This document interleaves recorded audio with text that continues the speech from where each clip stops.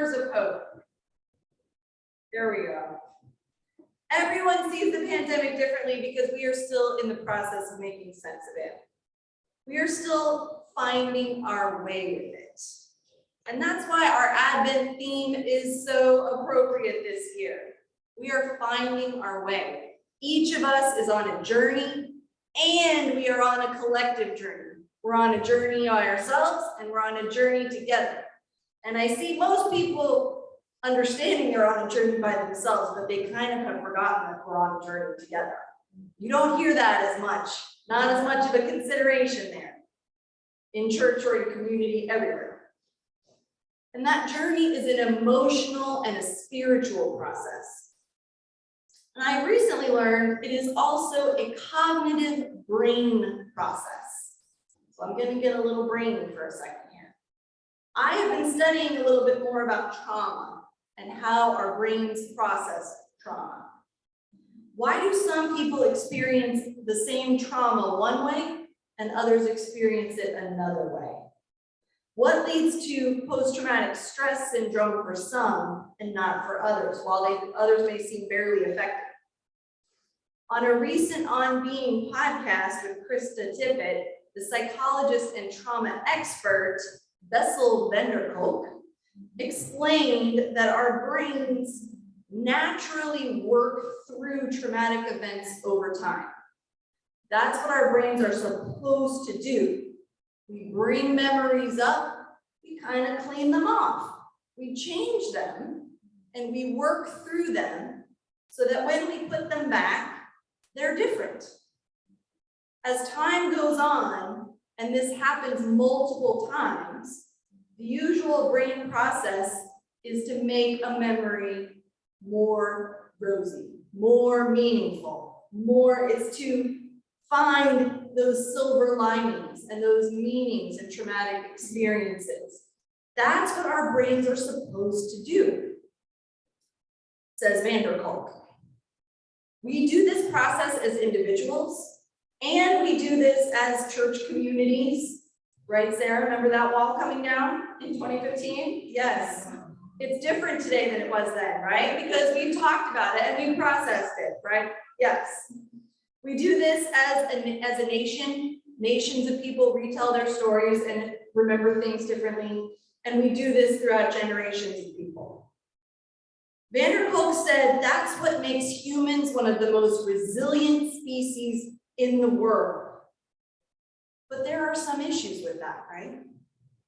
You can already guess what they are. If our brains, for some reason, do not do this process of working through trauma, that's where we get PTSD. He said the hallmark sign of PTSD is that the events are just as fresh and just as traumatic and just as terrible when someone remembers the event as when it was actually happening. Their brains and their bodies are somehow stopped from doing that normal process of shining it up a little bit, from cleansing it. And guess who gives us all the wonderful research on this? The US military. So thank you. That's how we know. They take really good records and they do it for years. So there is especially research on World War II veterans on this that Vanderkolk cited. And he's like, they have been interviewing those vets from then till now. They are still interviewing the living ones. Amazing. So they have tons of research. There are many ways to treat PTSD, he says. They involve yoga, acupuncture, all kinds of different treatments, but one of the best is talking. Just talking. Whether you're talking in therapy or talking with a friend, because when you talk about something in a safe place, that's critical, he says, gotta be safe place. You are sharing the burden of it, and your brain gets prompted to do that healing process. Your brain gets told this is a time to dust and cleanse. After sharing and talking in a safe community, when that memory gets put back and put away, it's a little bit less traumatic. Community helps us work through things, which, as an aside, Vanderkolk says makes the pandemic extra traumatic because we are being denied one of the best healers of trauma, community, each other. But all this trauma stuff has me thinking a lot about faith. I was walking the dog listening to Vanderkolk going, oh man, this is amazing. Because think about faith, think about religion. Every time we sit in this room or on this Zoom, every time we listen to each other, every time we preach, we are basically doing what Vanderkolk explains. We are processing all of the traumas of our life together. We are safely listening to each other. We are finding meaning in our life experiences. And we are passing down what's left after that beautiful filtering in community. We're passing it down to our future selves and to future generations. We are at any given point beautiful spots in this huge process of healing that goes back to the start of the human story. And that's why it is so critical not to espouse absolute truths in religion or ever. Nothing is absolutely fixed in religion.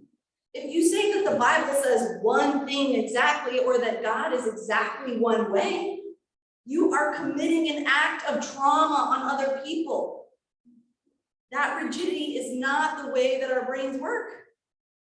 And it isn't the way that God works either.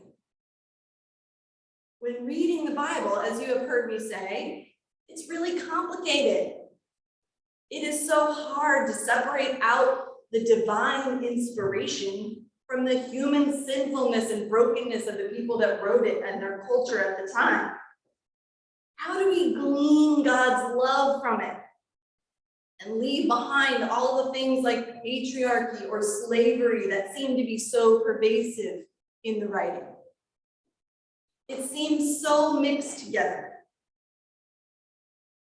I think the short answer is we can't easily separate it. We can't easily slice and dice the Bible up, just as we cannot slice and dice the traumas out of our lives. We process it all together as we move through our lives and through generations. When I read and preach about Mary and her journey as Jesus' mother, I often get so sad and so frustrated at the idea that God would put a young woman, possibly even a young child, in this position. Whether it literally happened or not, I don't even like the story of it happening. I can't bear the idea. I can't bear it so much that I am tempted just to slice and dice this story, to say maybe it just didn't happen that way. People just wrote it that way because they wanted Jesus to sound more like the Messiah. Okay, well, it's still traumatic. We still have to talk about it.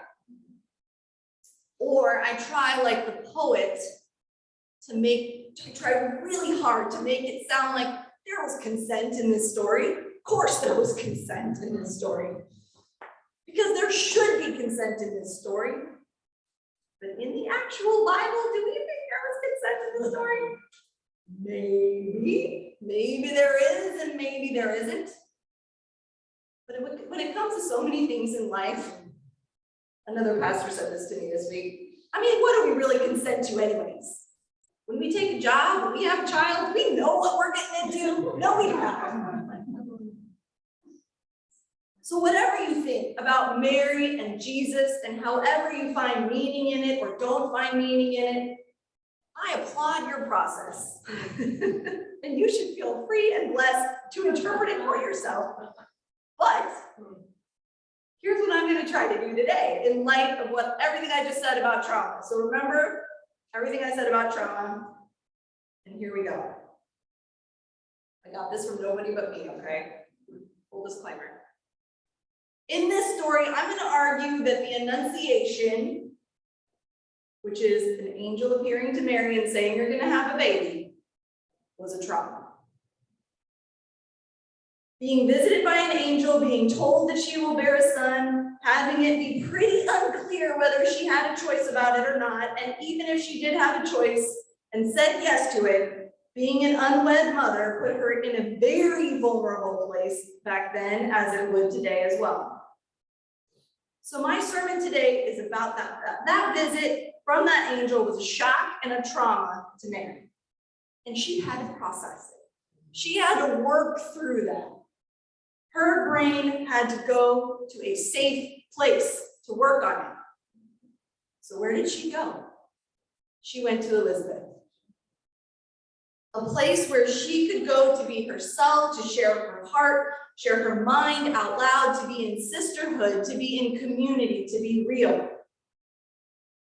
Same other pastor told me this week that the journey from Mary's house to Elizabeth's house, if you map it out on a map, as described in the Bible, would have taken 4 to 5 days on foot and goes up almost 1,000 feet in elevation.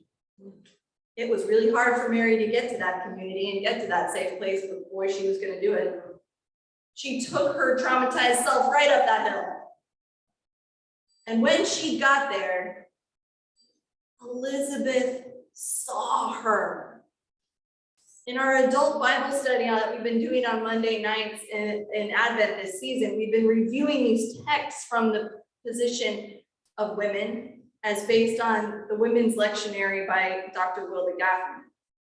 Gaffney says that these words that Elizabeth spoke, they are the same Hebrew words that come from a couple of stories of women in the Old Testament, involving difficult and shameful sexual situations for these, so she is hearkening those words to Mary. Elizabeth's words would have been familiar to Mary. They would have offered that support and understanding, not only from Elizabeth, but from generations of female ancestors. That's why Hebrew language is so beautiful. Her words offer the possibility of grace and justice and process moving out of Mary's trauma, moving out of that experience. And after Mary had that time with Elizabeth, had that space, after she felt safe and known, after she had processed her trauma, then she was able to move forward and sing, "My soul magnifies the Lord. My spirit rejoices in God, my Savior." The Magnificat is the product of Mary's hard work. It's her imagination and her integration of this calling in her life. Can we separate that out? Can we sanitize the story and say this beautiful song makes it all okay? That would not do justice to the reality of Mary's struggles and the reality of the early church at the time that was writing about this. The story of Mary and Elizabeth was written at a time when the church was trying to understand who Jesus was, who God was. Was God just for the Jewish people or for everyone?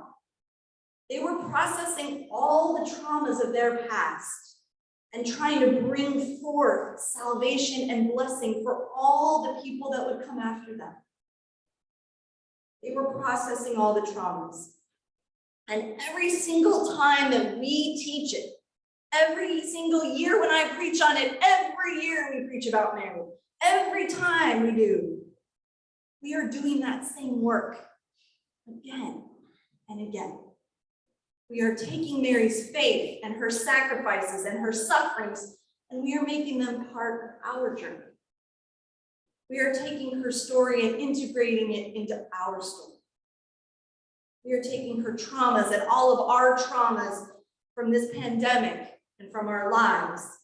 We are inviting God into them, inviting God to heal them. We are bringing forth healing and love for another year. We are celebrating our collective resilience. We are here, everyone. And that process will not be complete this year. We won't completely find our way to truth or to peace that completely takes away our trauma. But we will be community for each other. We will be vessels for God's love to soften all the edges of our lives, the edges of our Bible, the edges of our faith. So my question on this Sunday of love, this Sunday that honors Elizabeth's love for Mary, Mary's love for humanity, is how can we be blessings of love for each other? How can we all be Elizabeths for each other? How can we listen with love as we process our traumas? How can we seek the transformation of the present moment so we can pass down blessings to future generations? How will we find our way? Let's do it together. Amen. Amen.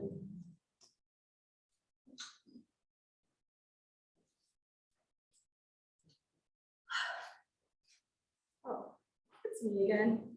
And now we move to think about and share blessings from ourselves to our community. And I'm going to speak a little bit about the Christmas Fund, which is our UCC special offering for this season. And that's, you can make a donation to it. And it's near and dear to my heart because this offering goes to pastors who are living below the poverty line.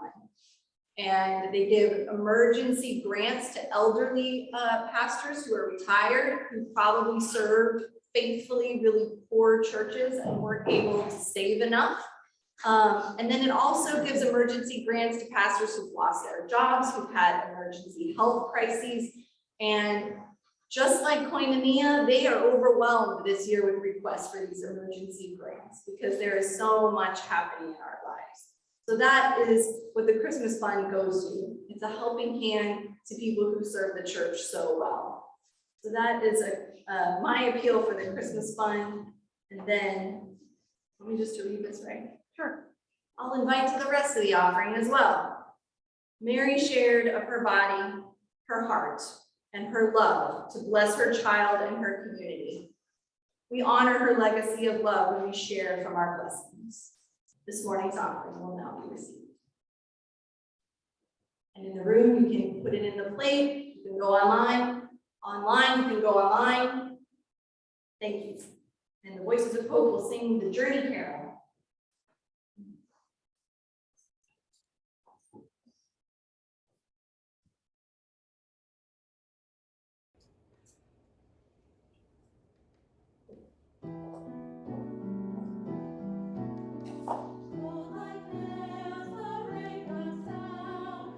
Still they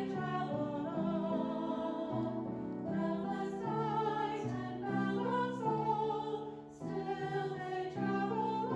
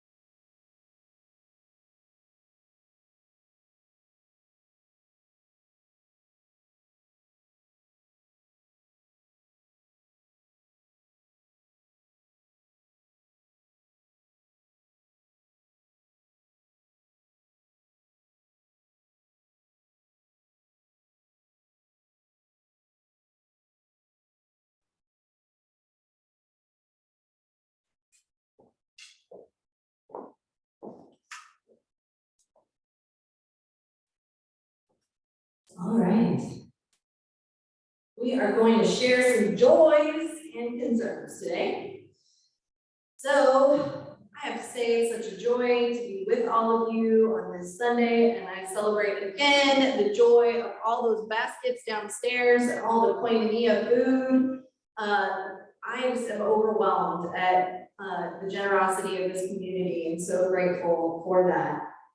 I also was thinking, as we've been reading through these liturgies, how grateful I am to this series of Finding Our Way. All the prayers and everything were written by me and by Holly Jackson, our former minister of Christian education here at Hope. And the Advent candle liturgies, Holly wrote all of the Advent candle. So today's liturgy, I wrote the rest and she wrote the Advent candle. And it's so beautiful to see how those go together and how she and I are still working together. That is a joy.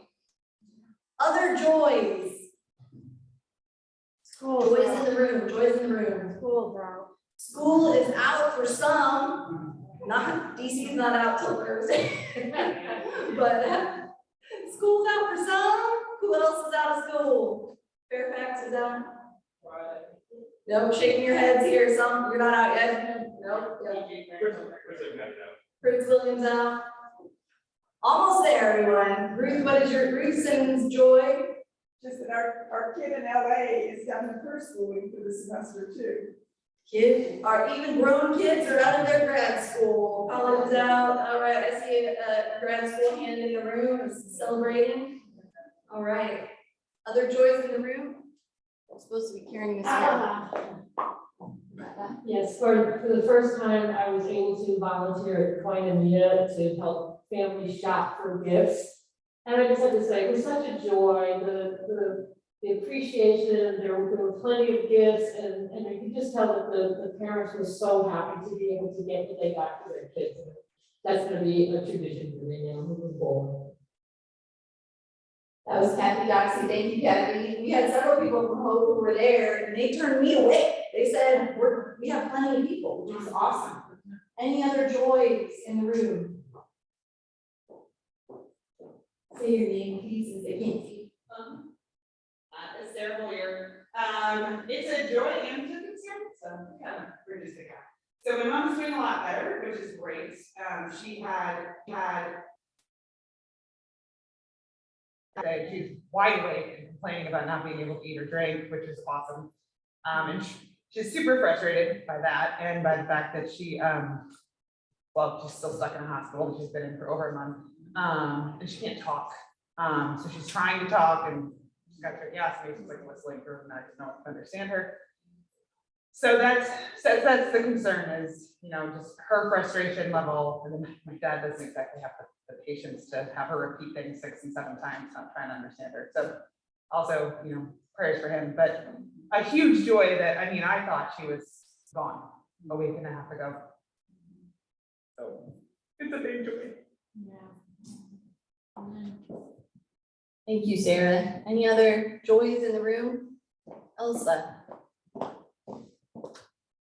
Hi, this is Elsa Daniel. I am very happy to say that I could save a little bit of money and send it to my family in Brazil so they could have a Christmas dinner. Since I'm not there, at least they will think of me. Thank you. That is a joy, Elsa. Any other joys? I think we've got some online too. If you want to speak one online, go ahead and unmute yourself. I have a joy. I'm just so grateful for how Hope has the courage to tackle tough topics that are very relevant. I have been a member of at least 10, 15 churches in my life, and I've never heard a sermon like that. And I just feel so grateful that we have so much talent and that our Pastor Amber, you're really like living out your calling. Like the sermon blew my mind. Julie, I've never preached a sermon like that either. I've preached for here